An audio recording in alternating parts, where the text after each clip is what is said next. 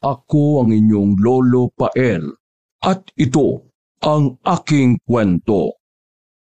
Bago tayo magpatuloy, ang kwento natin sa araw na ito ay may salitang hindi naaangkop sa mga bata. Patnubay ng magulang ay kailangan. Breadwinner sa pamilya ang 30 taong gulang na binatang si Kaiser. Ang araw ay ginagawa niyang gabi at ang gabi ay ginagawa niyang araw para lamang may pantustos sa maintenance na gamutan ng mga magulang na may edad na sinamang kay Mito at Aling Soledad. Gayon din sa allowance at tuition fee ng nakababatang kapatid na si Cairo, nakasasampa pa lang ng unang taon sa kolehiyo. Bukod pa roon, sagot din ni Kaiser ang mga bayarin sa bahay, pambayad sa kuryente, tubig at internet. Sa kabila ng pasan niya lahat ng responsibilidad bilang panganay at breadwinner, hindi niya yun iniinda. Wala siyang reklamo na idinadaing niya sa mga magulang na dapat ang mga ito ang tumaguyod. Alang-alang sa sakripisyo niya para sa kanyang pinakamamahal na pamilya. Ito po yung pambayad sa bills ha. Cairo, ikaw nang bahala pagkatapos ng klase mo. Dumaan ka muna sa bayad center. Diyan lang naman yan sa kabilang bayan eh. Huwag mo kakalimutan ha, Cairo. Opo, kuya. Sige po. Maaga naman po ang uwian namin eh. May night class nga lang kami. 10 a.m. ang tapos ng isa. Tapos, tumalo ng 6 p.m. Ba yan? Ang hirap talaga kapag college na, Kuya Kaiser, no? Ganun talaga, bunso. Kaya mo, kapag naorasan ko sa susunod ako nang magbabayad sa Meralco. Manila Water at Converge. Through online na lang siguro. Alam ko magiging hectic na ang schedule mo sa susunod mong taon sa kolehiyo eh. Sa ngayon, masyado rin akong busy. Extra pa ako mamayang gabi. Okay po, kuya. Nasusunod po, akong bahala dyan. Kinuha ni Cairo ang 3,000 pisong papel, tapos ay ibinulsa niya yon. Pag-ingatan mo yan ha, baka mahulog. Hindi po kuya, akong bahala dito. Ito naman yung para sa inyo. Nay, tay, pambili po ng gamot na iinumin niyo po pang maintenance. Iaabot na sana ang 2,000 piso ni Kaiser sa kanyang ama't ina nang umiksenang muli ang kanyang nakababatang kapatid. Kuya, yung allowance ko po, nasan po yung baon ko? Ay, oo nga pala. Ito yung baon mong buong week ha. 1 linggo na yan. Imbis na mapunta kay Mang Mito at Aling Soledad ang 2,000 pisong papel, sa huli ay naibigay niya rin ito kay Cairo. Ipambayad mo na rin yan sa tuition fee mo. Kahit na mag-down payment ka na lang muna. 1,500 po kuya ang down payment eh. 3K po kapag settled na. Kapag naka-withdraw na lang ulit ako, saka ko bubuin yun sa'yo. Tumigi na may kalakip na paggalang si Cairo. Binalingan na niya ang atensyon ng kanyang ama't ina. Tay, Nay, magwi-withdraw lang po ako ha. Mamaya ibibigay ko po yung pang-maintenance ninyo. Parehong gumuhit ang mga ngiti sa labi ni Mang Mito at Aling Soledad. Tinapik ng may edad na lalaki ang kanyang balikat. Salamat anak ha. Hulog ka talaga ng langit sa amin ng mama mo at ng kapatid mo. Balang araw makakabawi rin kami sa iyo sa lahat-lahat ng sakripisyo na ginawa mo para sa pamilya. Sa atin ni Aling Soledad na yung pensyon nito ay ibibigay sa kanya at maglalabada sa kabilang bahay upang hindi ito maging pabigat sa kanya. Ayos lang po yun, Nay, Tay. Huwag niyo po akong alalahanin. Ginagawa ko lang po ang responsibilidad ko sa inyo. Bilang ako naman po ang nakapagtapos ng pag-aaral. Isa ng ganap na technician sa malaking ospital. Kaya susuklian ko lang po yung lahat-lahat ng sakripisyo niyo rin po sa akin sa pagpapalaki niyo. Sa aming dalawa ni Cairo. Kuya, kapag ako naman nakapagtapos ng college at nakapagtrabaho, ako naman po ang magiging bread and butter sa pamilya. Ginulo ni Kaiser ang buhok ng binata niyang nakababatang kapatid. Saka mo na isipin yon, bread and butter. 3 taon ka pa eh. Kaya ko naman ito. Ginagawa lahat-lahat para lang maging mabuti kayo. Para na rin sa magiging seguridad natin pagdating ng panahon. Hindi natin alam ang panahon, di ba? Palay natin. May hindi inaasahang mangyayari. Di may maduduko tayo. Nag-iipon din kasi ako eh. Mangiyak-ngiyak na nangingilid ang luha sa mga mata ng dalawang matanda sa pahayag niya bilang anak. Mahal na mahal ka talaga namin, anak. Humalik naman si Aling Soledad sa kaliwa nitong pisngi sa tuwa at galak sa kabaitan at generosity na ipinapakita niya para sa pamilya. I love you, kuya. Oh, ikaw, hahalik ka rin? Huwag na. Mag-toothbrush ka muna, no? Nagmaktulang binata sa kanya na parang bata. Kuya naman eh. Sige na. Tay, Nay, Cairo, alarga na po ako ha. Baka madaling araw na po ako makauwi mamaya. Ang ibig kong sabihin bukas po bago sumikat ang araw. Ganun ba, anak? Sige, ingat ka palagi. Ingatan ka palagi ng Panginoon. Dasal namin sa araw-araw sa Panginoong Hesukristo yung kaligtasan mo. May pahabol pa ang binata bago lumabas ng pinto. Nagbabakasakali siya at hindi mangangako sa pamilya na uuwi na madaling araw. Nay, Tay, hindi ko po alam kung makakauwi ako ng madaling araw bukas po ha. Baka bukas makalawa po yata ang uwi ko. Mag-i-extra pa nga pala ako. Una na po ako magpapaalam ha. Para po alam po ninyo. Ganun ba kay sir? Masyado mo yatang sinisipagan. Kailangan po tay Kuya. Bakit Cairo? Sa thesis po pala namin. Mag-aambag po kasi ako mamaya sa classmates ko. Di ba, bukas baka di ka po makauwi.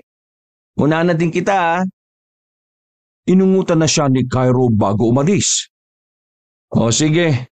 Eto, may natitira pa akong 1K dito. Dagdag ko na. Yun. Salamat po talaga kuya. Day, Nay, ako na po bahala bukas sa hulog sa SSS kung sakaling hindi ako makauwi na madaling araw. Baka malate ka naman yan, anak. Panay papaliwanag mo sa amin Ay, oo nga pala. Sige po, Tay, Nay. Cairo ha. Pinapaulan pa siya ni Aling Soledad ang panyo ng Panginoong Hesus na itim na Nazareno. Saka madaling nagpara ng taxi patungo sa tinatrabahuan niyang malaking ospital bilang technician. Kumayod ng kumayod si Kaiser sa 2 araw na yon. Kalakip na may makukuha siyang malaking salapi para makapag-ipon para sa pamilya. Iniisip pa lang niya ang 2 matanda na niyang mga magulang na uugod-ugod at ang nakababatang kapatid na nag-aaral, mas namomotivate siyang ipursige ang propesyon at iba pa niyang sideline. Sa 2 sumunod na araw, maliwanag na ang paligid nang umuwi si Kaiser sa bahay. Nang makaramdam siya ng biglang pagkahilo. Kinutok niya ang bahay. Pinagbuksan niya si Aling Soledad na abalang tinitimplahan ng kape ang mister na si Mang Kaimito. Kinumusta siya ng anak. Subalit hindi siya nakasagot. Bigla na lamang nalabo ang paningin ni Kaiser. Para siyang lasing na nagpagewang-gewang na pumasok ng bahay. Nahihilo siya at kamuntikan ng matumba. Kundi lang siya napansin ng Ginoo na namumutla. Diyos ko, putlang-putla kang bata ka. Halak ka, nahimatay ka na. Mahal, Soledad, tawagin mo si Cairo. Dali! Dali natin si kuya niya sa ospital. Kai! Gumising ka! Kai! Cairo, hoy! Ang init masyado. Diyos ko, ang taas ng lagnat mo, anak. Di kalaunan bumula rin ang kanyang bibig. Tumitirik na rin ang kanyang mga mata.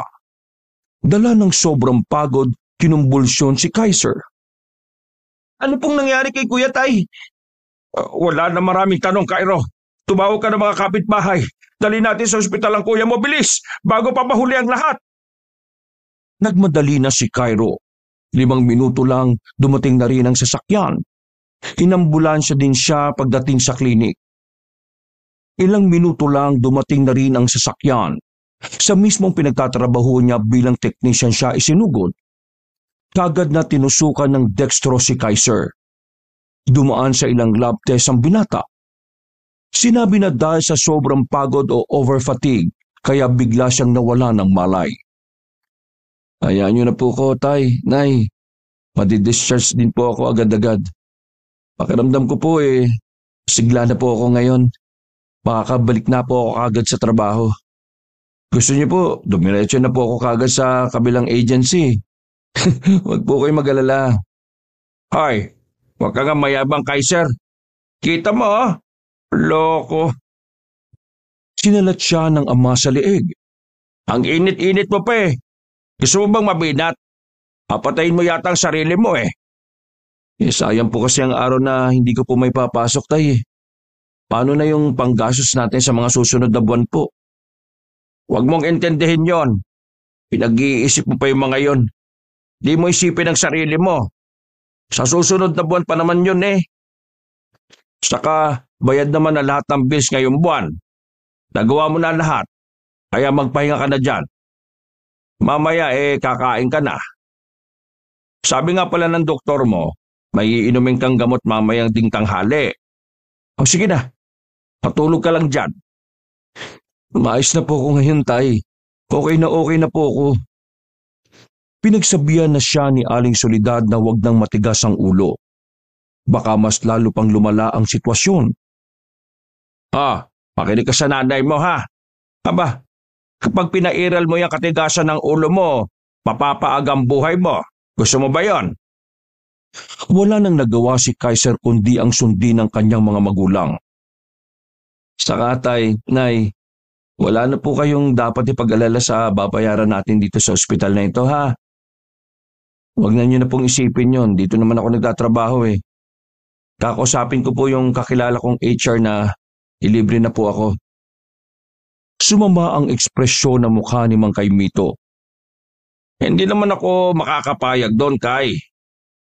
Pero po, Tay, ayaw niyo po noon, libre na po lahat? Hindi yan ang itinuro ko sa inyong magkapatid nung maliit kayo. Hindi natin ugaling manlamang ng kapwa. Alam mo yan, maraming mahihirap na nagkakasakit na naka-admit din sa malaking ospital na ito. Hindi porket may kakilala ka dito basa-basa na lang tayo magiging libre. Dapat maging patas tayo. Umismit si Kaiser. Hindi na niya nagawang makipagtalo sa kanyang ama. Nakisang-ayon na rin kasi si Aling Soledad sa asawa. Dapat itatak mo sa kokote mo yan, Kay, anak, ha? Ang mga itinuro ko sa inyo noong mga bata pa kayo. Pero po, Tay, yung ipon ko po kasi nakalaan para sa bahay na ipapatayo ko. Para sa atin. Saan naman po ako kukuha ng ipambabayad ko sa ospital dito? Anak, ano pa pag-iintindihin mo sa ngayon? Yung pagpapatayo mo ng bahay o ang buhay mo? Napabuntong hininga si Kaiser. Tumigil na lang siya sa matanda. Kayo po, uminom na po ba kayo ng gamot ninyo? Nay, Tay. Ay nako, sabing wag mo muna kaming intindihin ng nanay mo ngayon. Magpagaling ka dyan. Lumamlam ang ekspresyon ng mukha ni Kaiser. Masyado kasing pinapairal ng ama niya ang pagiging ma-pride. Hindi naman masamang humingi ng tulong. Si tatay talaga. Hindi naman panlalamang yun. Ma-pride ka lang talaga, Tay. Tinitigan niya ang ama na may kakarampot na sama ng loob sa puso habang may isinasali ng mga prutas sa iisang lalagyan. Nak, eto na ha. Bumili na kami ng mga prutas ng nanay mo. Magsabi ka lang kung gusto mo pang ipatalop ka namin ng mansanas o ipagtanggal ng balat ng ponkan o saging. Nabura agad ang sama ng loob niya sa ama nang makita niya ang pag-aalala at pag-aasikaso ni Mang Kaimito para sa kanya. Nangilid naman ng luha niya nang hinaplos siya sa buhok ni Aling Soledad. Nay naman, tigilan mo na nga yan. Huwag po kayo mag-alala, lagnat laki lang ito. Kaya ko ito, no? Lakasan niyo lang po yung loob niyo. Pinatakan pa siya ng halik sa noo ng ginang. Nay, mahawa kayo. De joke lang o. I love you po, Nay. Tay. Gumanti rin ang mga magulang ng I love you sa masipag na anak. Paano anak? Alis muna ako ha. Walang naiwan sa bahay eh. Si Cairo, yung kapatid mo, di pa umuwi yon. Mamayang gabi may klase pa sila. Etong nanay mo, bibili lang sa labas ng tanghalian mo para makainom ka na rin ng gamot. Sabi pa ni Aling Soledad, sasabay na rin ito sa mister sa paglabas. O ang nanay mo naman ang bantay mo ngayon, kaya matulog ka na. Kunwari pumikit si Kaiser, pero hindi pa talaga siya makatulog. Marami siyang isipin na kailangan niyang gawin. Dapat may ginagawa na ako ngayon eh. Nakakabagot na nakahiga ako dito sa ospital. Hindi kalaunan, tumunog ng malakas ang cellphone niya na nasa ibabaw ng tukador. Dinampot yun ng binata. Nakarehistro doon ang pangalan ng best friend niyang si Siegfried. Sinagot niya kaagad yun. O pre, napatawag ka. Hi, sir. Hindi na ako magpapatumpik-tumpik pa ha. Hingi sana ako ng pabor sa'yo kung po pwede. Natawa si Kaiser. Ano ba yan, Fred? Bakit gahol na gahol ka yata? Pinapalayas na kasi kami dito sa inuupahan namin bahay. Pwede bang pautangin mo ako kahit 10K lang? Pambayad lang namin sa sumisingil sa amin. Bumakas ang pagkabigla sa mukha ng binata. Ha? Bakit? Di ba mapakiusapan yung landlord nyo? Di sa pulot pre. Kahit lumuhod kami o lumuhataw ng dugo, palalayasin talaga kami. Mula sa surpresang ekspresyong mukha ni Kaiser, napalitan niyo ng pagkabusangot. Grabe naman pala yung landlord nyo. O ano pre, mapapahira mo ba ako? Ano bang klaseng tanong yan, Fred? Siyempre, best friend kita eh. Rinig niyang napasigaw pa si Siegfried sa kabilang linya. Kaya mo pre, ibabalik ko rin talaga kapag nakahanap na ako ng trabaho. Hiningi na niya ang GCash number ng matalik na kaibigang si Siegfried at saka nag-send ng 10,000. O ano, natanggap mo na ba? Oo pre, ngayon lang. Salamat talaga ha. Matitiis ba naman kita, pre? Etong 10,000, gagamitin ko rin para sa paghahanap ko ng trabaho. Ay, siya nga pala. Kumusta ka na, pre? Nasa ka ba ngayon? Chat tayo. Ugok. Nasa ospital ako, no? Halatang nagulat ang kausap niya sa kabilang linya nang mabingi siya sa sigaw nito. Ha? Bakit? Ano nangyari sa iyo? Eto, ang OA mo Over-fatigue lang, kaya ako na-confine. Kung ako, OA, ikaw naman OF. Ha? Anong OF? Lutang. Kasasabi mo lang, over-fatigue. Parehong napahagalpak ng tawa ang magkaibigang nag-uusap sa cellphone. Sa susunod, huwag kang batak ng batak ha. Yan ang napapala ng pagiging masipag mo eh. Pahinga-pahinga rin pag may time. O sige, bababa ko na to Andito na si nanay kakain na kami. O sige, OF, pagaling ka. Pinatay na ni Kaiser ang tawag sa kabilang linya. Tapos ay pinakainan siya ni Aling Soledad. Wala pang 1 linggo, pinadischarge na rin si Kaiser sa ospital na yon. Sinetel niya ang mga bayarin gamit ang naipon niyang pera na sana'y ipagpapatayo niya ng bahay sa Malabon. Sinunod na lamang niya ang ama. At tinanggihan ng HR na kakilala niya sa ospital na yon na kanya rin pinagtatrabahuan. Pinayuhan lang siya ng doktor na huwag masyadong magpapakapagod. Magkaroon ng sapat na tulog, at least 6 hours. Umiwas sa stress. Tuwing umaga, dapat magme-meditate din siya upang mapakalma ang sarili. Tinunod naman ng binata ang payo ng doktor. Ginagawa niyang habit ang pakikinig ng meditation nang sa ganon hindi matrigger ang panic attack niya. Hindi na rin maguluhan ang kanyang utak. Makapag-focus din siya sa oras ng trabaho. Isa pa sa sinabi ng doktor niya, ang mag-exercise. Wala na rin kasi siyang time sa sarili. Napapabayaan niya na ang kanyang katawan kaya bumabagsak din ang kanyang blood pressure. Sinermonan siya ng inang si Aling Soledad. Ganon din si Mang Kaimito. Pinapaalalahanan siya sa mga payo sa kanya ng doktor. O ayan anak sundin mo ang mga pinapayo sa iyo ni Dr. Emerson. Ginagawa ko naman po ang pagme-meditate, Tay. Ang pag-eehersisyo. Wala lang po akong time sa pag-exercise. Ayun lang, parang wala din. Siyempre po, Tay, mangangatwiran ka na naman. Pinutol nito ang susunod niyang sanang isasagot. Kasi naman po, Tay, nagtatrabaho po ako, di ba? Sos, hindi yan dahilan para hindi mo gawin ang payo sa iyo ng doktor. Kung gusto, may paraan. Kung ayaw, maraming dahilan. Napunta na tayo sa mga matatandang kasibihan, Tay, ah. Malakas na napatawa si Kaiser. Di bale, pag off ko, masyado lang po talagang hectic ang schedule ko eh. Promise po, Tay. Pananatilihin ko na pong malusog ang sarili ko. Dumidiskarte lang po talaga ako para magkapera po tayo. Pinaliwanag din ni Kaiser ang plano niya para madali silang makapag-ipon. Katunayan nga po niyan, Tay, nagbabalak po akong mag-business.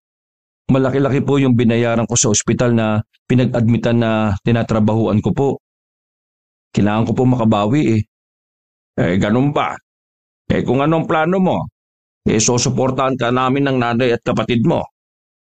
Iya mo po, Tay. Malapit na pong maipatayo yung pinapangarap natin bahay. Kapag may sapat na po akong ipon, bihadong matutupad po yun. Gaya ng laging ginagawa sa anak kapag proud si Mang Kaimito, tinatapik-tapik nito ang braso ni Kaiser. Salamat na ka. Alam kong matagal mo na yung pinapangarap. Ang magkaroon ng bago't malaking bahay. Pero wag mo sanang mamasamay ng sasabihin ko sa iyo, anak ha. Ano po yun, Tay? Ayos lang, anak. Kahit dito lang kami ng nanay mo. Pero Tay, bakit po? Ayaw mo po bang magkasama-sama tayong apat na lumipat sa maginhawa at bagong bahay at malaki pa? Soon, kapag naipatayo ko na po ito. Kayo na lang na magkapatid mong si Cairo, dun sa ipapatayo mong bahay. Ayaw naming umalis dito sa bahay na ito eh. Napakamot ng ulo si Kaiser. Pero Tay, pag-iipunan ko po yun. Para po sa atin yun. Hindi naman po pwedeng ako lang po ang lalasap ng dugot ko't pawis, katas ng paghihirap ko. Dapat, kayo rin. Nagsasakripisyo po ako para po sa inyo. Pilit na ngumiti si Mang Kaimito. Ganun ba? Hindi naman namin kailangan ng nanay mo yun eh. Kahit ng kapatid mo. Ang kailangan namin, ikaw. Kasi ikaw mismo ang kayamanan namin. Wala nang iba pa. Umapila kagad si Kaiser. Hindi po, Tay. Gusto ko na pong makaalis sa dati nating buhay.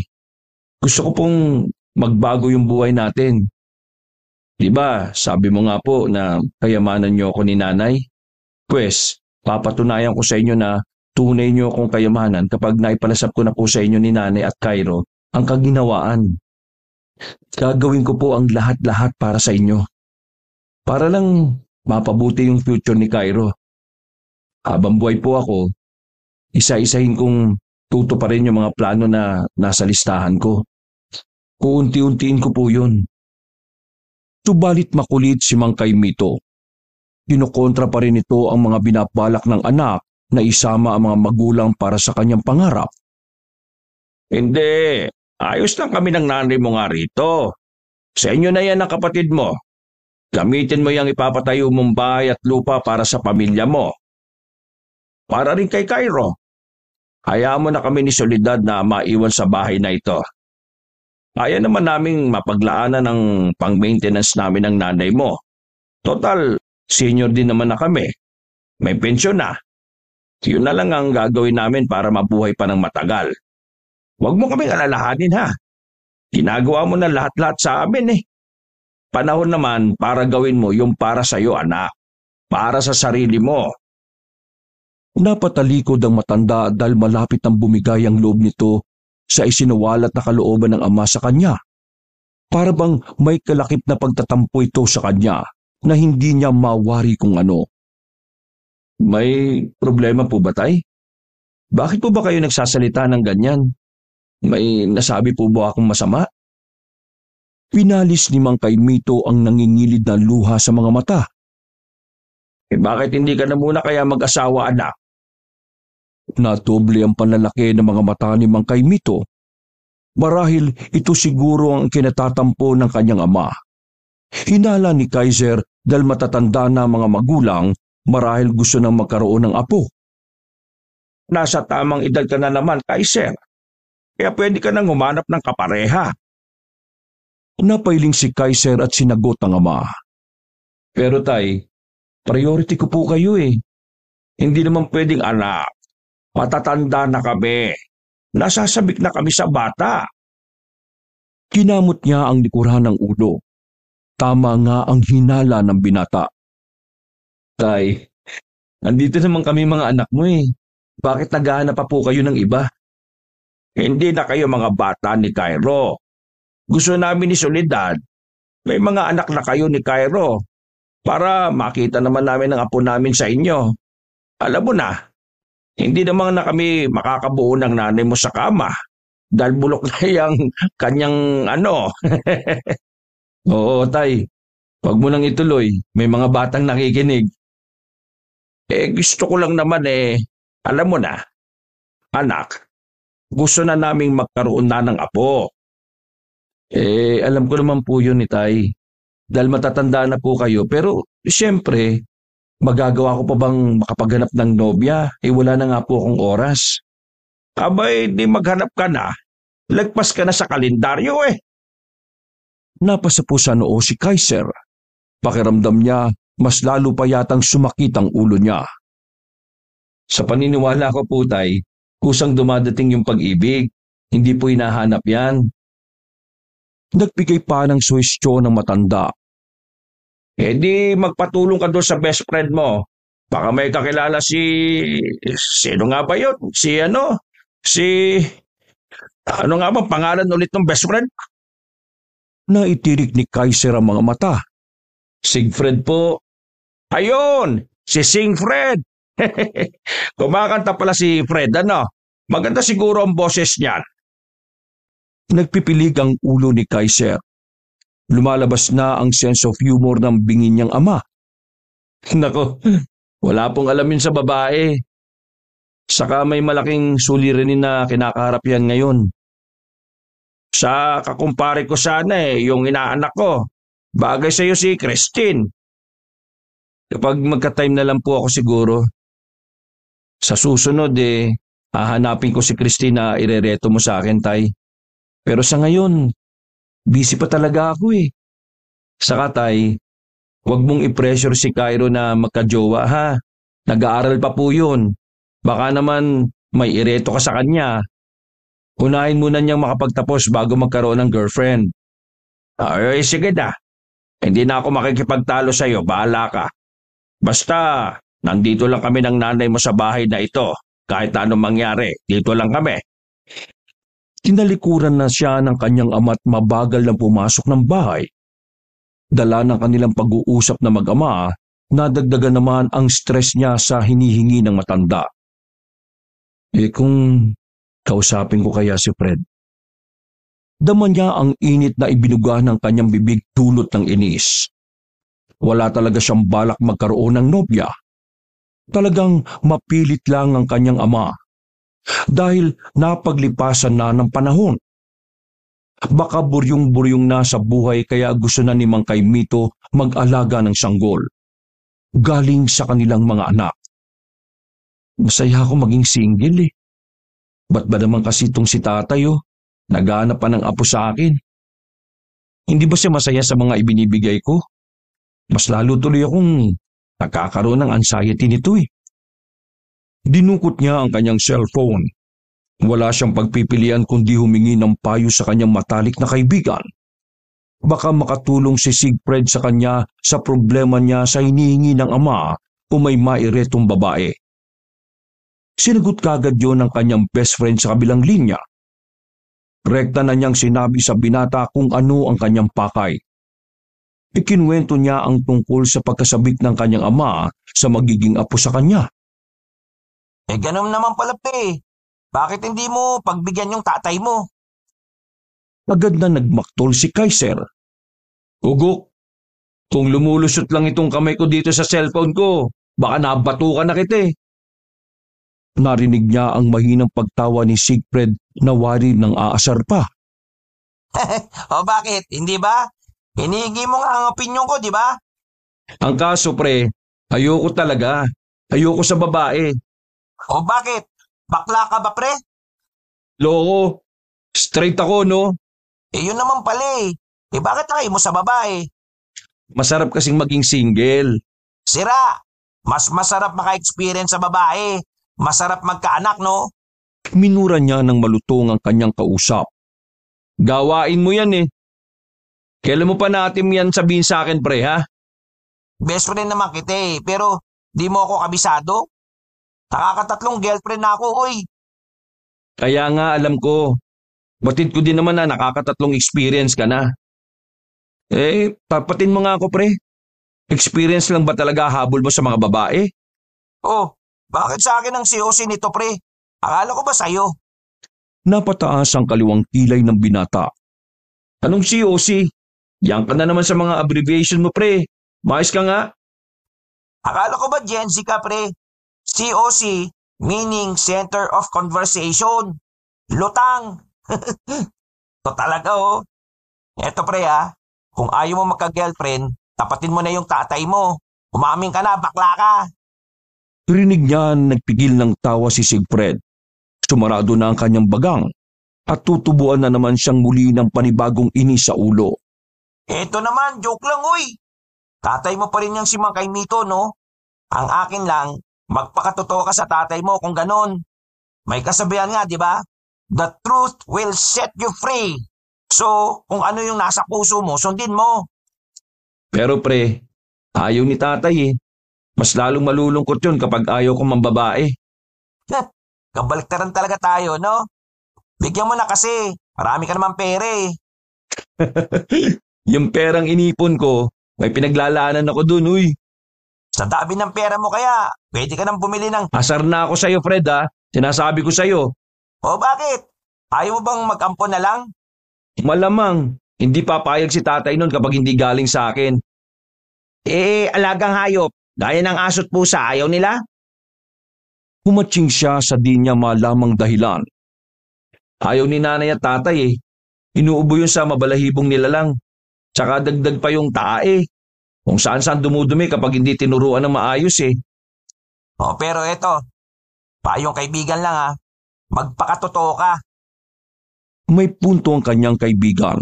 Pero dahil empath person siya, nakikinikinita na niya ang magiging reaksyon ng kanyang ama.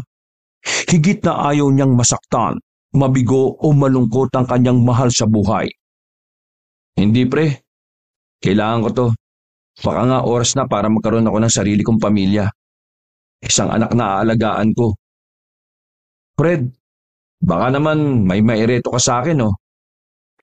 May himig na pagsusumamo niya sa kanyang best friend. Yun lang, wala. Sigurado kong lahat ng may re-recommenda ko sa'yo X na sa'yo yun eh. Mga kilala ko lang, puro X ko eh. Ganun? Wala kang kaibigang babae? Binabae, meron. Umiling si Kaiser. Ngek, bibitagin mo pa ako sa kanila pre. Siguro nga, magiging matandang binata na lang ako nito eh. Pero ayos lang. Mahal ko naman ang ginagawa ko eh. Habang buhay na yata akong magpapalipin sa salapi nito. May himig na pagkalumbay na saad niya. Okay lang maging malungkot, at least may pera ka, di ba? Saka isa pa, matured ka na rin mag-isip. Gastos nga lang kapag may babae ka. Pero sayang talaga. Kasi pang tatay material ka ni. Lahat-lahat ng pangangailangan na magiging anak mo, may po-provide mo na. Swerte ang magiging son or daughter mo pag nagkataon. May masipag at committed silang ama. Ay nako, tigilan mo na nga ako sa pambobola mo, huy. Yung utang mo nga pala Bigla na lamang nabingi ang kanyang kausap sa kabilang linya. Hello, Kai. Sir? Hello? Oh, nandito pa ako. Magdasal na lang kaya tayo sa Poong Nazareno. Dasal natin na sana may himala. Kahit wala kang babae, magkaanak. Sa ngalan ng Ama, ng Anak, ng Diyos Espiritu Santo. Amen. Pumalatak na siya ng sobrang inis sa kaibigang malakas mang-asar. Loko, kapag ako talaga napuno sa iyo, sinasabi ko sa iyo, Fred, susugod talaga ako dyan sa bahay niyo. Tinawanan pa siya ni Siegfried. Masyado kang mainit, Kay.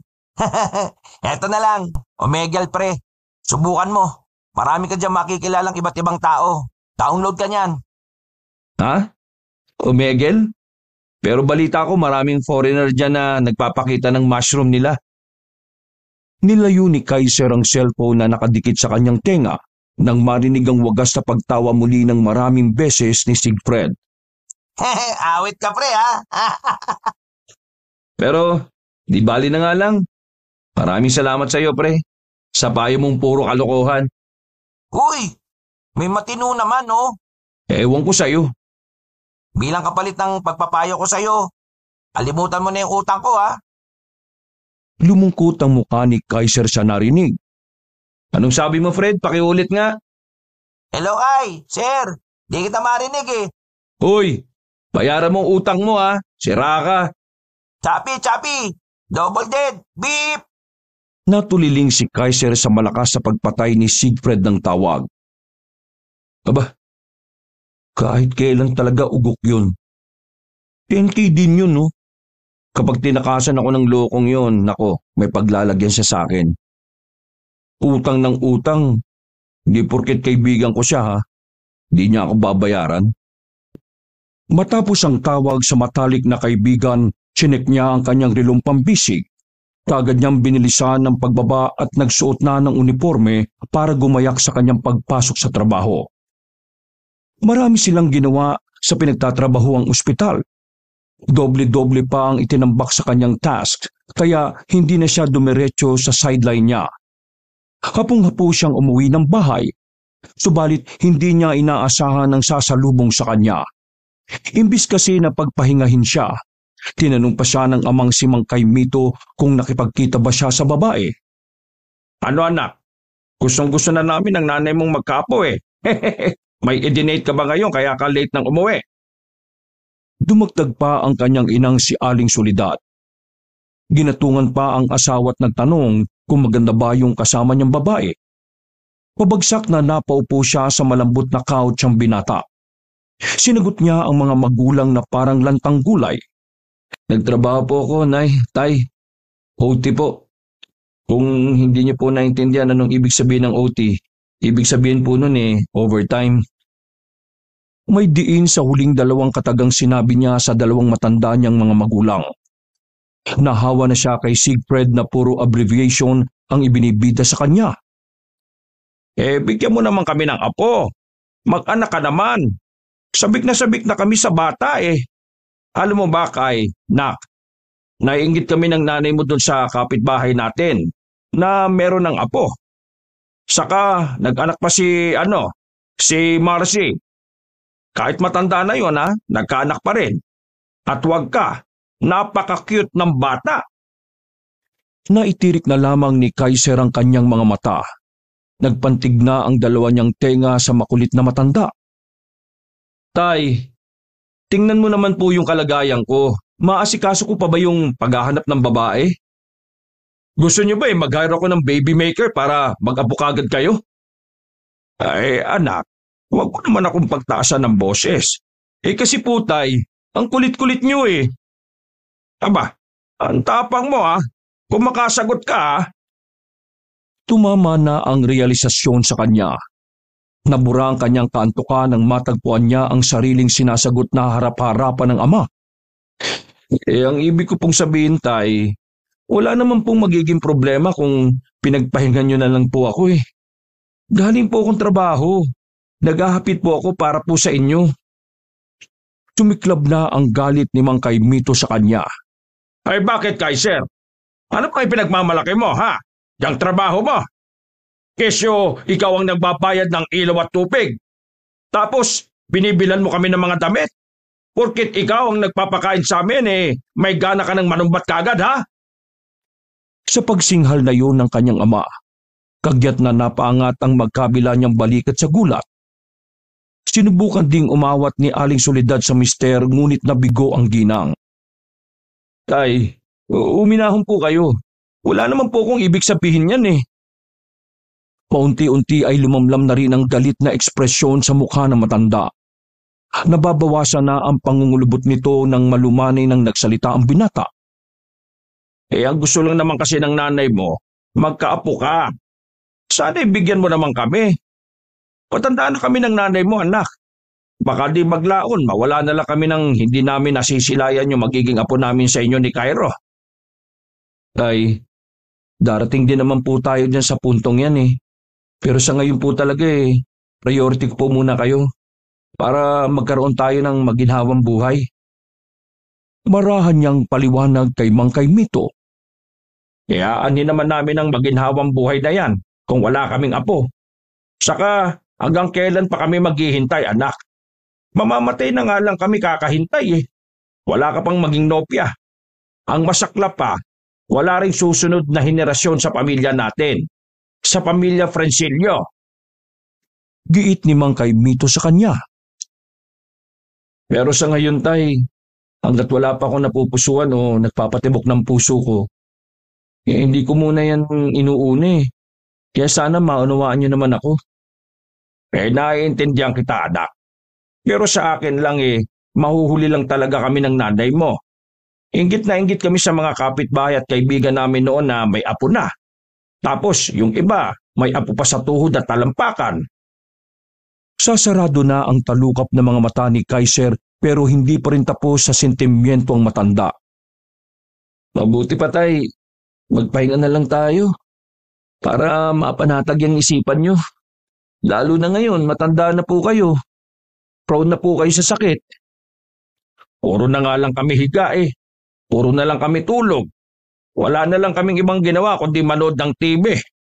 Ay nako, nakakasawa na ang buhay na ito. Niyayakagnaan ng kanyang ina ang kanyang ama na panay pa rin ang kakahimutok.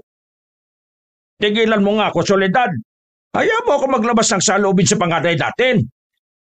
Di bali tay. Punta po tayo sa Sabado sa Circle, sa Luneta Park. Magbanding po tayong 4. Wala na rin namang klase si Cairo nun Bihira lang din yung isang subject nila sa philosophy tuwing weekend. Maya-maya, napangiti na si Mang Kaimito. Sabi mo yan, anak ha? Gusto nyo, kukuha po ako ng kasambahay para alagaan kayo ni nanay kapag wala pa po ako, galing trabaho. Ano po sa tingin nyo? Napaisip din ng Ginoo at ginang. Sa huli, magkasabay na napailing ang mag-asawang Aling Soledad at Mang Kaimito. Kahit hindi na. Maraming mga kasambahay ngayon na hindi mapagkakatiwalaan. May napanood pa nga kami sa balita na merong nagnakaw ng mga alahas at ari-arian. Ayokong mangyari sa atin yon. May idinagdag pa ang may edad na lalaki at nagpaalala sa kanya. Ikaw, Kaiser, nak ha? Talamak na yung mga taong hindi na mapagkakatiwalaan ngayon. Kaya ikaw, anak, mag-iingat ka sa mga taong pagkakatiwalaan mo. Ayoko pa naman yung mga taong mapagsamantala. Kaya nga tay, hindi ba, sabi ko naman po sa inyo hindi mo ako mapipilit kung masyado kong pihikan sa mga babae. Doon lang napagtanto ni Mang Kaimito at naintindihan ang lahat ng mga sinasabi ni Kaiser dito. Basta kapag tumibok na lang ang puso mo, anak ha, hindi na nga lang kita pipilitin. Ang mahalaga, buo tayo hanggang ngayon. Sige tay, tulog na nga lang tayo. Dami na nating sinasabi. Tara na po, Nay. Si Cairo, kanina pa hilik ng hilik Naunahan pa tayo. O eto na. Huwag kakalimutan magdasal Nagbanding nga ang pamilya Francilio noong Sabadong yon sa Circle at sa Luneta Park. Sinulit nila yung 4 na magkakasama. Kahit anong inuungot ng mga magulang at ng kanyang nakababatang kapatid ay binibili niya. Dahil yun na lamang ang araw na yon na huling pagkakataon na magkakasama sila. Hindi alam ng 4, yun na pala ang huling sandali na magkakasama silang masayang pamilya. Gabi-gabi kasi tuwing uuwi siya galing trabaho panay na ang ungot ng ama niyang si Mang Kaimito sa kanya ng kung ano-ano. Ganon din ang ina niyang si Aling Soledad. Walang gabi na inaabutan niya ang mga ito. Hindi lang pang maintenance, ganon din sa pansariling interes. Siguro para sa kanya, nagiging abusado na ang kanyang mga magulang.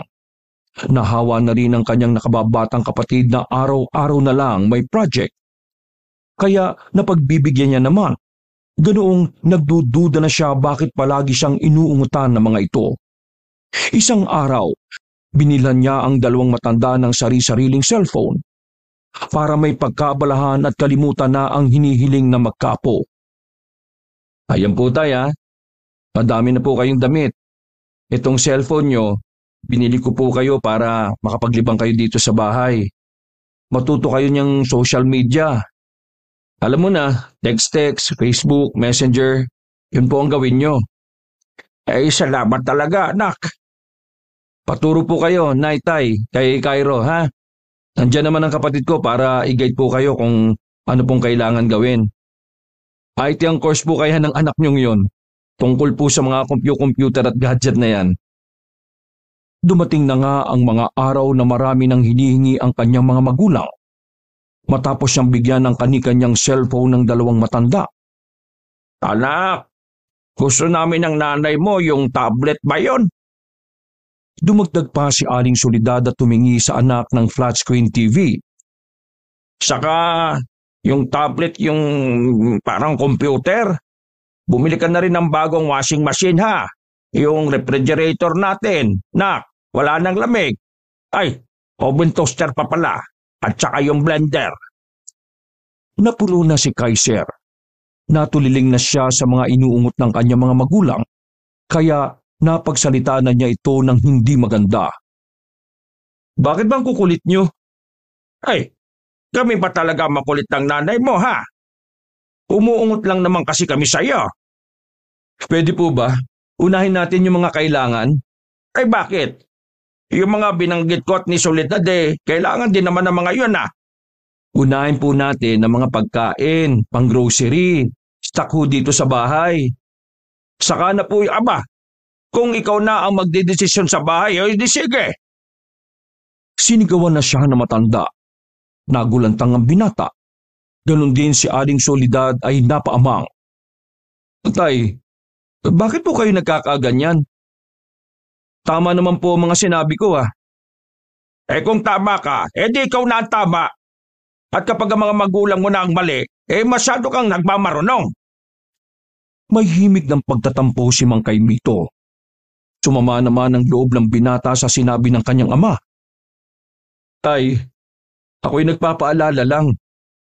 Nakakasama po kayo ng loob. Kung pagsalitaan niyo ako ba? Hindi sumasama ang loob? Sa dami-dami nang iniisip ko po sa inyo. Parang ginagawa niyo po akong investment Pinagkakapirahan niyo po ako O hinuhututan niyo ako ng pera. Pinagbigyan na kita nung nakaraan ha?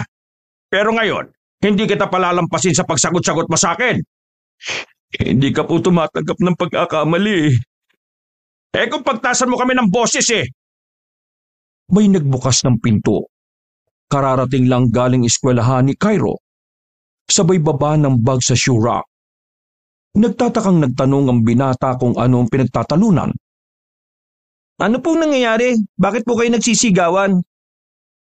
Subalit hindi ito pinansin ng mag-ama. Sa halip, nagtuloy ang dalawa sa pagbabangayan. Tignan mo yung kapatid mo. Nadamay pa sa kagagawan mo. Sa puntong yun, tuluyan ang sumabog si Kaiser. Tinanong niyo ba ako minsan na pagod ba ako? Lagi na lang pong ako ang may mali. Huwag naman po sana kayo ganito sa akin. May pinaglalaanan din naman po ako pagdating ng panahon para sa atin. O tayo pwedeng biglaan lang. Pwes, kung gano'n naman pala ngayon din, hindi na namin kailangan ng tulong mo. Yumanig ang buong pagkatao ni Kaiser sa narinig sa kanyang ama. Dahil wasak na ang puso ng binata sa sinabi ng kanyang ama. Nung gabing yun ay nag-impake siya para maglayas. Sinubukan siyang pigilan ni Aling Soledad. Maski ang kanyang kapatid na si Cairo, Pero buo na ang kanyang desisyon. Sa nirenta ang apartment sa Caloocan na muna siya titira hanggat hindi nahuhupa ang sama ng loob ng ama. Pero kuya, paano na po kami? Yung panggastos namin dito. Hindi naman po pwedeng magtrabaho si tatay. Matanda na po yun. Hindi na po niya kakayanin. Punong-puno ng pag-aalala ang mukha ni Cairo. Samot-sari ang mga iniisip nito na kapag nawala na ang Kuya Kaiser ay baka magutom sila. Hayaan mo, bunso. Hindi ko pa rin naman kayo pababayaan eh. Magpapadala na lang ako sa inyo ng GCash o kaya sa Palawan Express. Sorry kung nadamay pa kayong dalawa sa pagtatalo namin ni Itay ha. Hindi naman po maiwasan yun sa magpapamilya kuya. Pero sana po, makayos po kayo kagad ni tatay ha. Mamimiss kita kuya.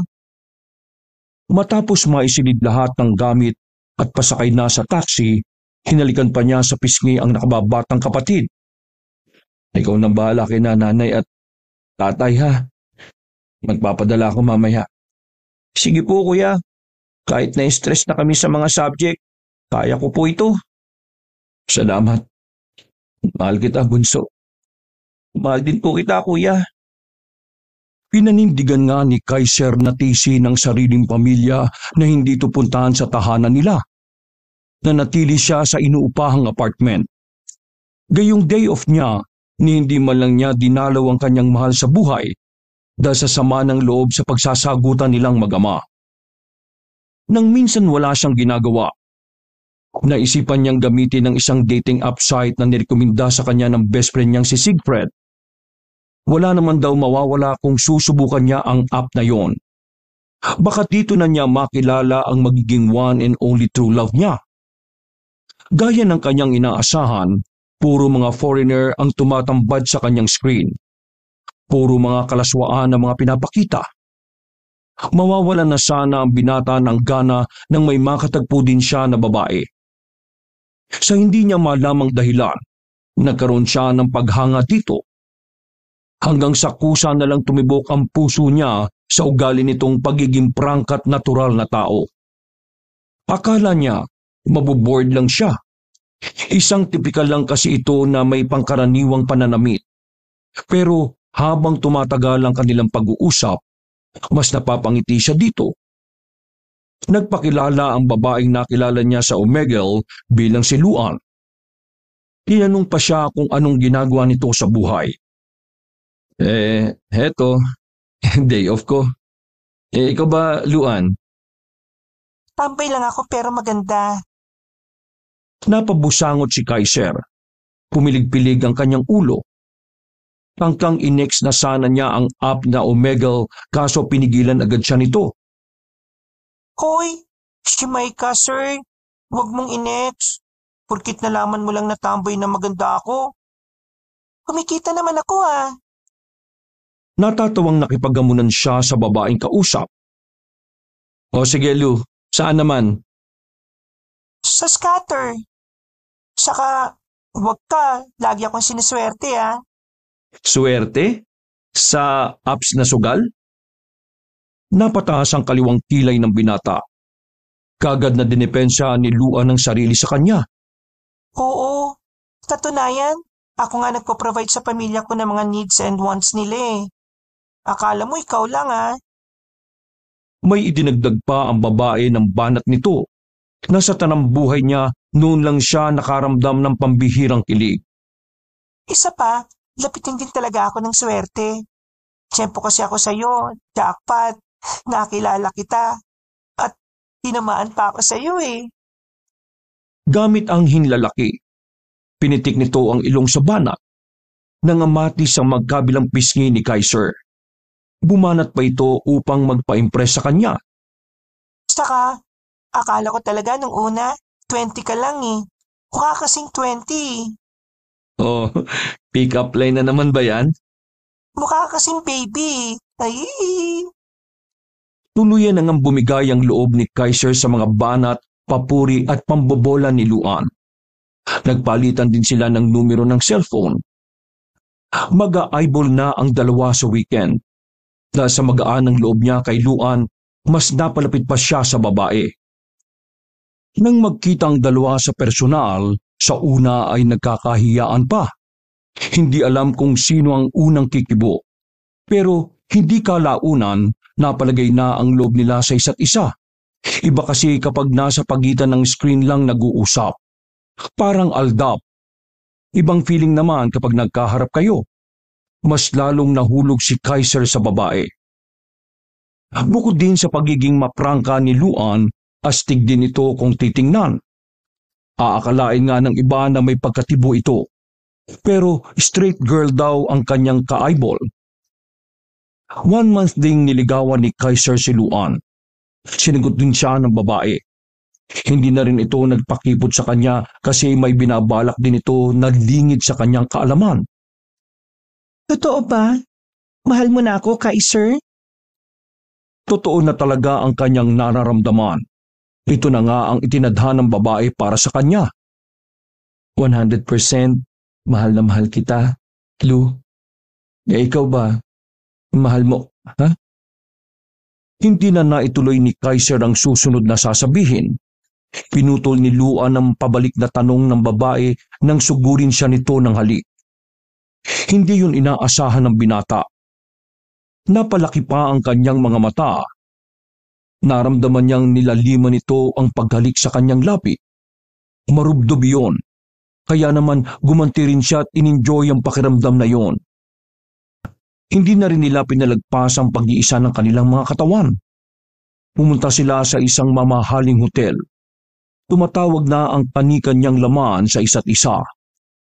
Ito ang unang gastos ni Kaiser sa dalaga. At unang makaka-experience siya ng ganong klaseng pakiramdam na may nobya. Matapos ang masarap na tagpong yon sa dalawa, nakatakip ang kumot na hubad na katawan ng binata at dalaga habang nagkukwentuhan sa iisang kama.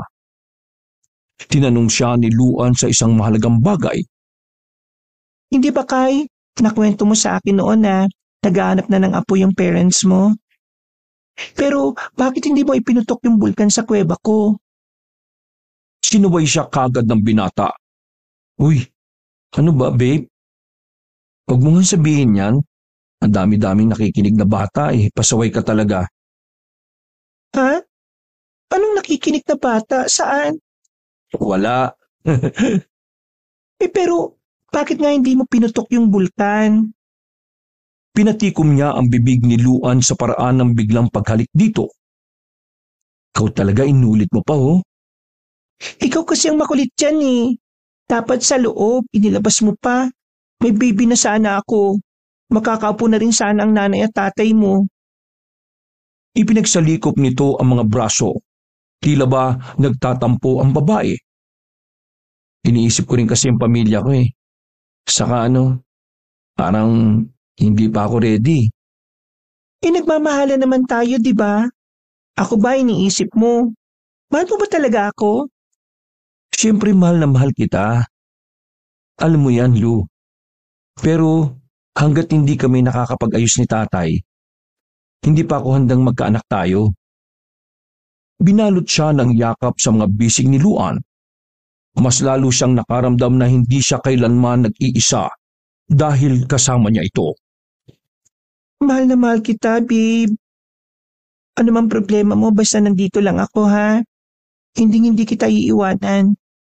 Hayaan mo ng tatay mo. Magsasama tayong dalawa sa hirap at ginhawa. Pero lahat ng matatamis na salitang binitiwan ni Luan para sa kanya ay pagbabalat kayo lang. Ang tamis na yun ay parang candy lang na sa likod noon, mapait pala talaga ang lasa. Dumating na nga ang punto na inabuso na siya ng kanyang nobya sa mga material na bagay na hinihingi nito. Lahat-lahat naman ay ibinigay ni Kaiser para sa kanyang kasintahan. Yung mga luho nito, ATM card na may 6 digit, bagong kotse, motor, mga mamahaling alahas, at kung ano-ano pa. Dumating na sa punto na sa grabing pagmamalabis ni Luan, pinagnakawan na siya nito na walang paalam. Nalaman kaagad yun ni Kaiser. Pero sa una, pinalagpas lang niya sa labis na pagmamahal niya dito. hanggang sa hindi na niya kinaya ang ginagawa ng nobya. Inumpronta na niya si Luan. Mga pera ko yun ah. Bakit mo naman ginalaw? Inilalaan ko yun sa magiging bahay natin. Saan mo dinala yung limpak-limpak na salaping yun? Hindi naman ako nagkulang sa iyo ah. Bakit nagawa mo akong pagnakawan? 3 beses na, Lu. Nagbabadya ng tumakas sa mga luha sa mga mata ni Kaiser. Babe, Kai. Amis, last na to. Itinaya ko lang sa scatter eh. Para naman dumagdag sa pag-iipon mo. Ayaw mo ba nun? Tinamaan ng kanyang puso at unti-unting nalusaw yon nang marinig niya ang himig na paglalambing nito sa kanya. Sabay siya nitong niyapos ng napakahigpit. Napalambot ang kanyang puso. Hindi na nga nito natiis na hindi niya patawarin kahit ilang ulit itong nagkasala sa kanya. Tuluyan na nga napaikot ni Luan ang ulo ni Kaiser kapag adakay na kontrol ng babae ang kanyang buhay. Ibinigay niya lahat sa kanyang nobya. Hanggang sa masaid na siya at napagtanto niya sa sarili na ubus na siya. Wala nang natira sa buong pagkatao niya alang-alang kay Luan. Habang nasa trabaho si Kaiser, itinataon ni Luan na kausap nito ang sikretong karelasyon. Dito ibinibigay ng abusado at manlolokong babae ang hinihingi nito mula sa binata. Ano? Sapat na ba yan para sa plano natin bumukod na 2? Inabot niya sa totoong kasintahang lalaki ang attache case. Binuksan niyo ng nobyo. Tumambad dito ang laman noon na bungkus-bungkus na perang papel. Tumataginting na mahigit 100,000 rin yun kung tutuusin. Kulang pa ito. Huwag mo muna siyang hiwalayan, love. Niyapos ni Luan ang likuran ng lalaki. Ano ba, love? Grabe ka naman sa best friend mo. Matalik na kaibigan ka ba talaga niya? Nilawayan ni Siegfried ang mga libu-libong papel na salapi at parang baraha na binalasa yun. Mas mahal kita kaysa sa utu-utong yun. Saka isa pa, hindi ko siya itinuturing na best friend, no? Naikwento ko naman sa iyo, di ba? Dahil sa Kaiser na yon, minalas ako. Eh di ba pinautak ka nga ng 10K ni Kaiser? Nahinto ang binata sa pagbabalasa ng pera. Nilingon nito na nakakunot noo si Luan. Ano naman ang kinalaman nun sa pagiging matalik na kaibigan naming dalawa? Hindi mo na ba siya binayaran? Eh hindi naman niya ako sinisingil eh. Isa pa, urat na urat ako sa katanghan ng taong yun. Masyadong lutang at uto-uto. Tiniis ko lang kasi mapera eh. Magagamit ko rin ang pagiging magkaibigan namin para utuin at ututan siya. Hanggat mabait eh, abusuhin natin. Wagas naman kung makatawa si Luan sa mahabang sagot ni Siegfried. Alam mo, love kong Fred, pareho tayo, kaya swak tayong dalawa eh. Sunod-sunod kasi ang kalbaryo ko sa buhay dahil sa best friend kong kuno na uto-uto. Basta, utuin mo pa yun lalo. Ututan mo pa siya para makalis na tayo sa lugar na ito. Malokong ngumisi si Luan. Pinugpog nito ng halik ang sikretong nobyo na best friend pala ni Kaiser. Pagdating ni Luan sa apartment ni Kaiser, nadatnan nito na nag-aabang na siya sa harap ng pinto. Tinanong niya ang kanyang nobyo kung saan ito nanggaling. Palusot na lamang ng babae na pumunta ito sa kapamilya para makipagkwentuhan. Sa puntong yon, hindi na nagpatumpik-tumpik pa ang babae na hingi ng pakay nito. Mahal, bigyan mo nga ako ng 50K. Ibabalik ko ng doble sa'yo. Huwag ka mag-alala. Sigurado ka ba dyan? Oo naman, no. Baka naman hindi mo na maibalik ha. Last money ko na yan, love. Yan ang inipon ko para sa future natin. Promise, love. Don't worry. Ibabalik ko sa'yo to. Mahal mo naman ako, diba? Napayuko si Kaiser. Nahihiya siyang tumango sa pinakamamahal na karelasyon. Sobra, mahal na mahal kita. Hindalayan siya ng halik sa labi ni Luan. Bago ito nagpaalam sa kanya. O sige na, bye-bye na. Babalik din ako ha. I love you. Matapos ang araw na yon, hindi na bumalik si Luan sa kanyang inuupahang apartment. Hindi na nagparamdam ang kanyang nobya. Pero pinanghawakan pa rin ni Kaiser ang huling sinabi ng babae na babalik ito. Naghintay siya ng 3 araw. Hanggang sa hindi na siya nakatiis. Tinatad niya ng text messages at missed call si Luan. Panay ring lang at hindi nito sinasagot. Lumitaw muli ang kondisyon niya na panic attack dahil sa pag-aalala sa kanyang nobya. Kung anong nangyari dito, hanggang isang text ang natanggap niya mula kay Luan, na ang nakarehistro ay ang CS nila na Babe. Ayon sa text, break na daw sila nito. Wag na raw siyang nitong guguluhin pa kahit kailan. Naikuyom ni Kaiser ang kamao. Hindi niya makumbinsi ang sarili na magagawa yon ni Luan. Gayong wala naman itong dahilan para hiwalayan siya nito. Hindi ako naniniwala na break na kami. Hanggat hindi ko nalalaman kung bakit may paghiwalay sa akin si Luan.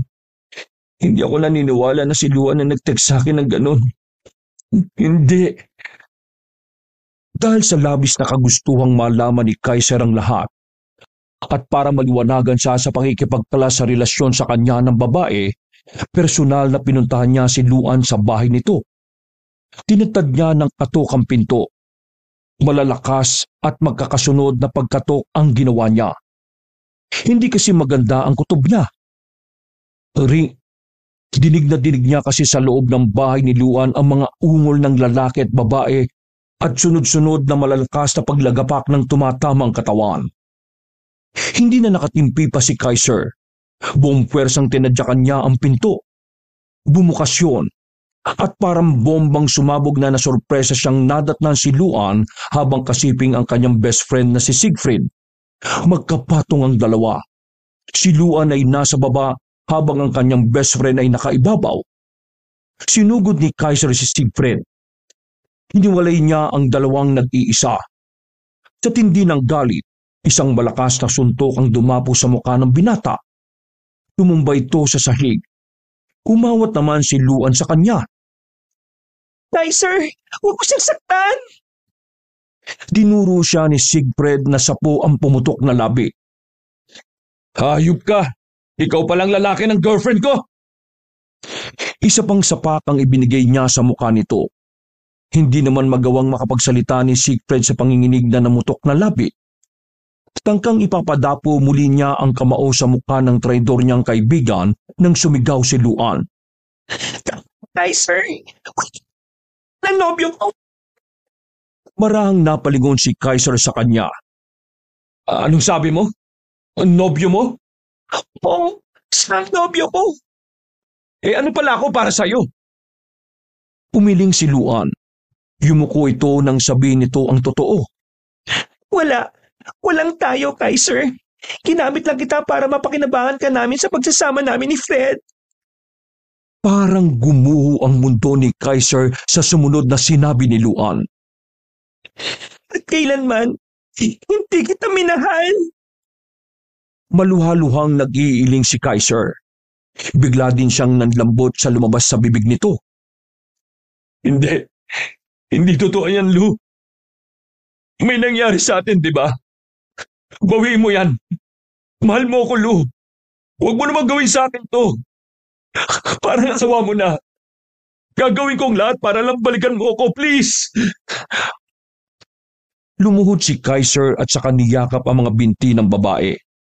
Pilit na inaalis yun ng manlolokong si Luan. Tinulungan na din ni Siegfried na kaladkarin nito palabas. Doon ka na. Umalis ka na dito. Kapal ang pagmumukha mong sumugod. Wala namang relasyong namamagitan sa ating dalawa.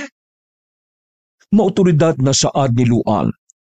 Pumipiglas naman siya at pilit na inaabot ang mga paa ng babae. Huwag ka na magpumiglas. Umalis ka na dito. Bitiwan mo ko, ano ba? Traidor ka! Tumayo ka na dito. Tumayo mo na kami kundi ipatambot kita sa barangay. Nakawala si Kaiser sa pagkakayakap ni Siegfried sa kanya para itaboy siya. Sinapak niya ang lalaki, ngunit muli ulit nagbabala si Luan sa kanya, habang may hawak na patalim na nakatutok na sa kanyang mga mata. Sige, subukan mo ulit takla ng boyfriend ko. Hindi ako magdadalawang isip na isaksak ko sa iyo ito. Sinidlan ng takot sa dibdib ang binata. Napatras siya hanggang sa makalabas.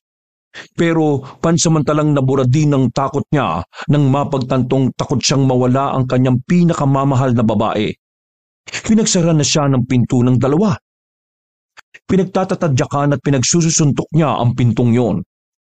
Hindi niya tinigilan ang pagkatok hanggat di nahuhupa ang kanyang galit. "Buksan niyo ang pintong ito! Mga ahas kayo! Lumabas kayo dyan! Siegfried! Harapin mo ako! Gago ka! Mga hayop kayo!" Tumalikod si Kaiser sa pinto.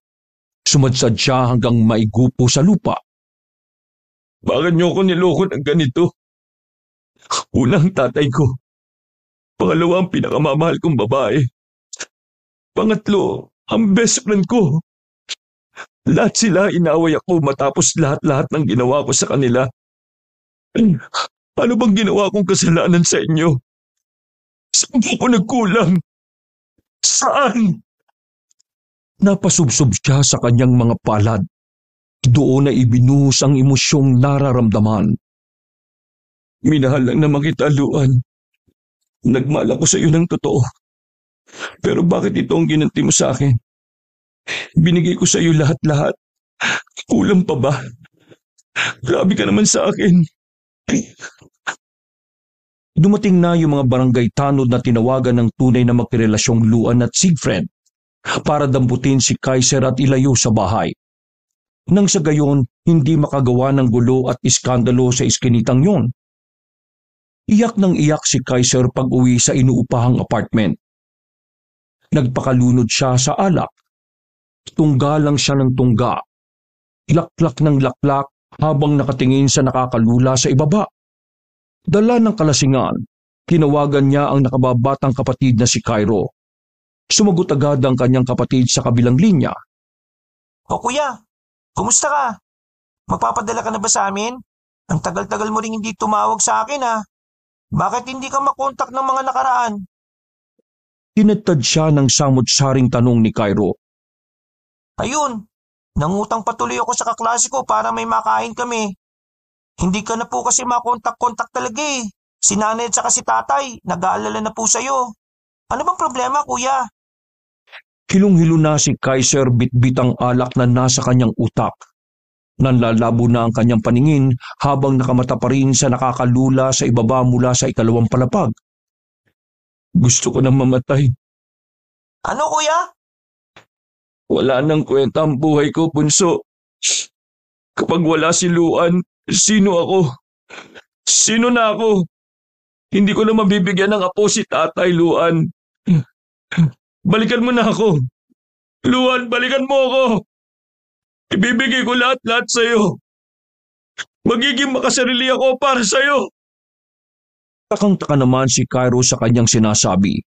Wala na siya sa wisyo dahil nahahaluan na ng alkohol ang kanyang isip. Sino si Luan, kuya? Bakit wala ka pong naikukwento sa akin ganyan? Sino siya? Isa lang naman ang babaeng binahal ko, Cairo. May girlfriend ka na, kuya? Hindi ko na alam, Cairo. Mahal na mahal ko siya eh. Pero bakit niya ako iniwan?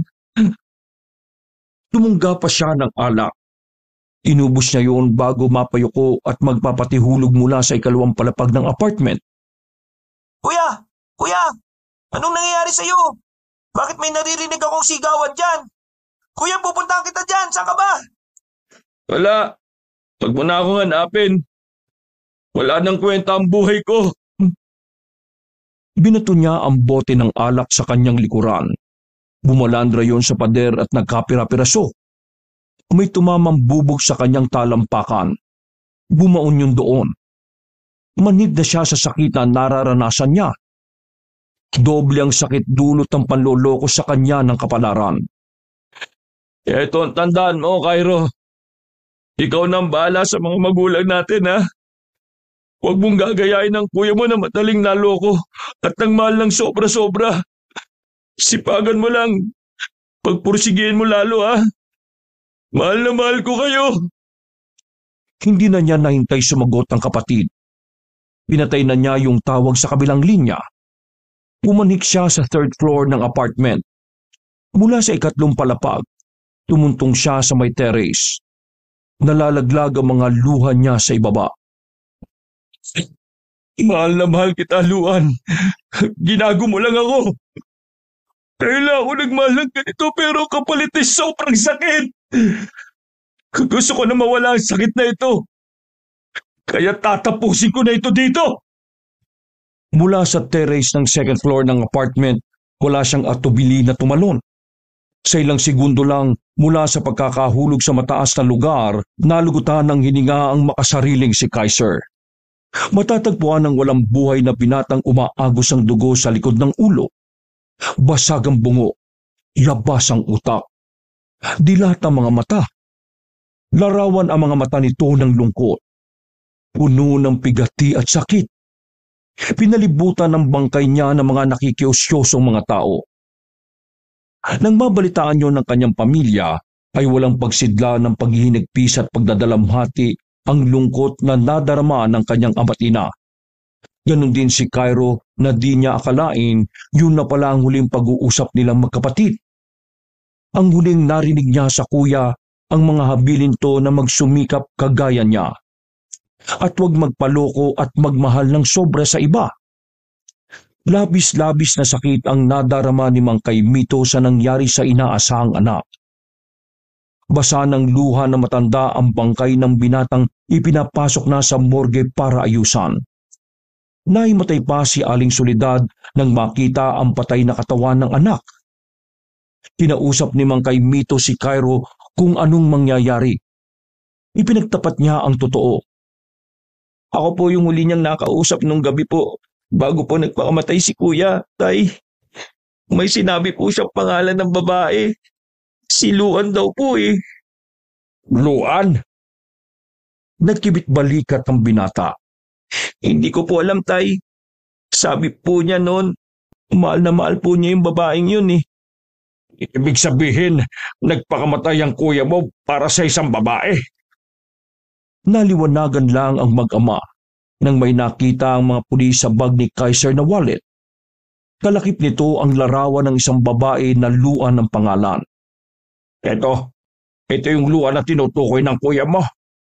Opo, ayan daw po yung mahal na mahal po ng kuya. Kasama ng pulisya, ipinagtanong-tanong ng pamilya ng yumaong si Kaiser kung saan nakatira si Luan. May nakapagsabi, kalapit sa bahay na yon ay umalis na daw si Luan. Kasama ang isang lalaki na tsak silang karelasyon nito. Big time na daw ang mga ito. Marami ng pera noong umalis. Isa pa sa nalaman nila, ang perang ginamit ng dalawa ay ang pera ni Kaiser. Kaya pala. Kaya nagpakamatay ang kuya mo dahil sa labis sa pagmamahal ng kuya mo sa Luan na yon. Ginamit lang ang kuya mo para lokohin, para pirahan. Mga mapagsamantala, mga mapanlamang. Kawawa po naman si Kuya Kaiser, tay. Nagpapalatak si Mang Kaimito. Sapo naman ni Aling Soledad ang dibdib sa tindi ng sakit na nalaman kung paano nasaktan ng todong anak sa isang babae. May gagawin tayo sa manlolokong babaeng yon, mahal kong Soledad. Cairo, nasa atin naman na ang litrato ng babaeng yon. Ipagiganti natin ang kuya mo. Kitang-kita naman sa mga mata ni Aling Soledad at Cairo ang pagpupuyos ng galit. Sige po, tay. Gaganti tayo magkakapamilya para kay kuya. At dahil doon ay inumpisa na nga ng 3 miyembro ng pamilyang Francilio ang kulam para sa naging nobya ng kanilang breadwinner na yumaong anak at nakatatandang kapatid na si Kaiser. Ihanda mo ang lahat, Cairo. Pating-kati na akong simula ng ritual. Kinuha ni Cairo ang inabot ng kanyang ama na listahan ng kailangan sa matinding pangungulam. Opo, tay. Kinabihan din siya ng nanay niya na kumuha ng balde. 10 piraso ng iba't ibang kulay na kandila, bulaklak na nalantang mga tuyong sampagita at isang ribulto na ginagamit din pala sa pangungulam, ang Panginoong Hesus Nazareno. May nakakulong kasi na itim na kaluluwa ng demonyo sa ribultong yon. At susubukang palabasin ng pamilyang Francilio ang itim na kaluluwa ng demonyo sa ribulto sa isasagawa nilang ritual. Pumaybilog na ang tatlo sa balde na naglalaman ng langis at 10 kandilang nakaturos sa gitna ng counter. Sa di kalayuan, may nakaguhit namang bilog at sa gitna noon, ang triangulo na may nakakakilabot na nag-iisang mata kung saan nila inilagay ang ribulto ng itim na Nazareno. Nakadikit naman sa ribulto ng itim na Nazareno ang litrato ni Luan na kanilang kukulamin. Ngayon ay maghawak-hawak tayo ng kamay at ipikit ang ating mga mata. Sinunod ng mag-ina ang sinabi ng padre de pamilya na pinuno ng matitinik na mangkukulam sa gawing Visayas. At ngayon, uupo na tayo. Sisimulan na natin ang ritual. Naunang magsalita si Mang Caimito. Isa itong litanya ng Latin. 3 beses yon inulit na matanda hanggang sa humangin ng malakas. Sama-sama nating tawagin si Kuroko. Isa sa itim na demonyo na galing sa Patanama.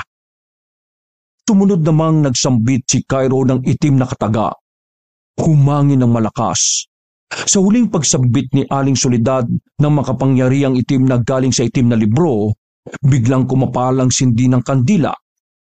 Palakas ng palakas ang pagkakasambit ng kanilang ritual.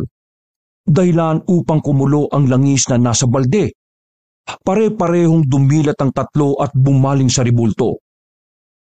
Narinig nila ang dambuhalang boses na kanilang tinawag.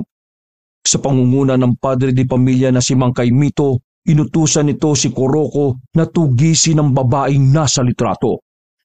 Ilang sandali pa, nakahinga na ang tatlo nang makawala na ang presensya ng tinawag nilang makapangyarihang nilalang. Pihadong may paghihiganti na rin nila si Kaiser. Sa kabilang dako, magkayakap sa iisang kama ang hubad na katawan na si Luan at si Siegfried. Katatapos lang ng kanilang paglalabing-labing na dalawa. Sobrang tuwa't galak nila na sa wakas natupad na rin ang pinapangarap nilang malakit sariling bahay kung saan sila nagli-live-in. Sa susunod, sa kasala na ha? Hindi ka pa nagpo-propose eh. Settled naman na lahat, love eh. Mwah! Pinataka ng binata ng halik ang labi ni Luan. Hinawakan pa nito ang batok at mariin na ginawa yun.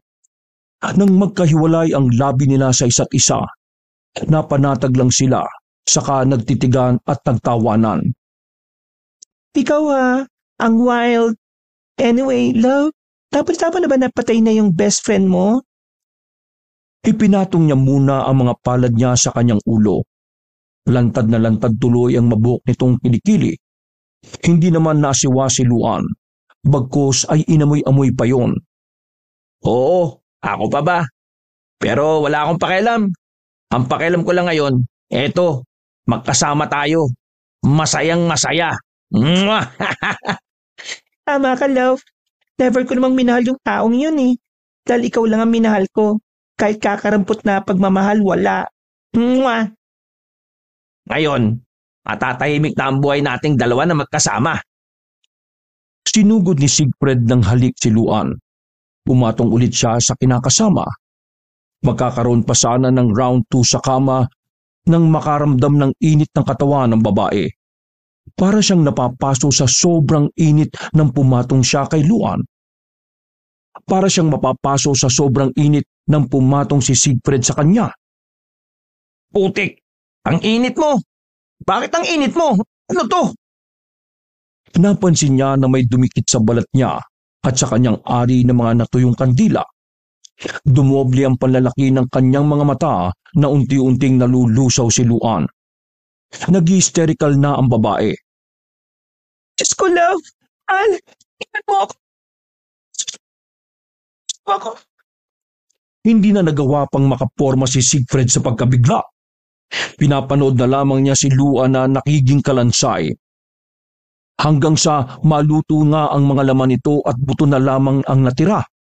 Umuusok-usok pa ang kalansay ng babae. Nakanganga ang bungo nito. Habang yung mga nalusaw na laman ay natuyong mga kandila na lang. Dahil sa pagkahindik, tumakbo palabas si Siegfried sa malaking bahay na naimpundar nila galing sa panluloko nila sa yumaong si Kaiser. Kung saan-saan tumakbo si Siegfried. Hinahabol na siya ng multo ng tromang nasaksiyan niya sa kanyang nobya, na naging kalansay buhat sa kulam ng pamilya ng kanyang yumaong best friend na si Kaiser. Ang tawag sa kulam na yon na ginawa ng ritual ng pamilya Prensilio ay tinatawag na kulam sa kandila. Si Kuroko na magkasamang tinawag ng pamilya Prensilio ang nagmamay-ari ng kapangyarihang itim na ito. Kung saan saang panig na ng dilim tumakbo si Siegfried. Ngunit hindi pa rin siya tinatantanan ng galit na kaluluwa ni Kaiser. Akala ko pa naman kaibigan kita, pero bakit mo ako sinunod? Bakit? Tigilan mo ako, Kaiser! Huwag ka na magpakita sa akin! Patay ka na! Patay ka na! Tuluyan ang nasiraan ng bait si Siegfried. Palagi niyang nakikita kung saan-saan ang multo ng galit na kaibigang si Kaiser. Nanlilisik ang mga mata nito habang nakabantay sa kanya. Na-detain sa mental hospital ang binata. Ayon sa pagsusuri ng mga doktor, maliban sa psychological problem na nakita kay Siegfried, nagpositibo sa HIV test ang binata. Magiging ganap ng AIDS ito. Di kalaunan, bukod pa roon, may depresya din ito sa kidney na sa lalong madaling panahon kailangang i-dialysis. Hindi makapaniwala si Siegfried na mangyayari sa kanya ang lahat ng ito. Ang taong minahal niyang si Luan, may nakakahawang sakit pala. Matapos sa makailang beses na makipagtalik sa babae, doon lang niya napagtanto ang lahat ng kalokohang ginawa niya sa best friend. Tinaningan din siya ng buhay. Kasi mahirap na ring maagapan ng ganung uri ng sakit na unti-unting kikitil sa isang tao. Iba talaga kapag gumanti ang karma. Babalik yun ng doble sa gumawa ng masama sa iyo, kapalit ay kabutihan. Sa wakas, nagkaroon na nga ng hustisya ang niloko nila Luan at Siegfried, ang kaawa-awang binatang si Kaiser, na pinabayaan ng sarili at nagbuhos ng pagmamahal. Ibinigay ang lahat-lahat para lang sa isang babae. Wakas!